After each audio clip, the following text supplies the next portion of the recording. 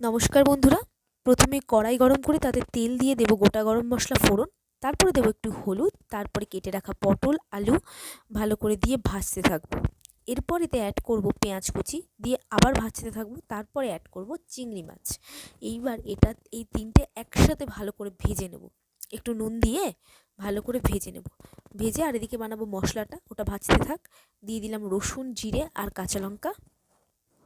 তারপরে এর এই ভাজার মধ্যে অ্যাড করব একটুখানি লাল লঙ্কার গুঁড়ো, দিয়ে আবার এটাকে ভাজতে থাকবো। ভাজতে ভাজতে অনেকটা হয়ে এসেছে। তারপরে এখানে দেবো হচ্ছে টমেটো কুচি আর আদা কুচি, দিয়ে এটাকে ভালো করে পেস্ট করে নিলাম। নিয়ে এর মধ্যে এবার অ্যাড করবো মশলাটা। অ্যাড করে এটাকে বেশ ভালো করে কষতে হবে। কষতে কষতে যখন এরকম একটা পর্যায়ে চলে আসবে, তখন দেবো একটু ঘি আর একটু গরম মশলা গুঁড়ো। তারপরে আবার এটাকে কষতে হবে। তারপরে দিয়ে দেবো জল, দিয়ে এবার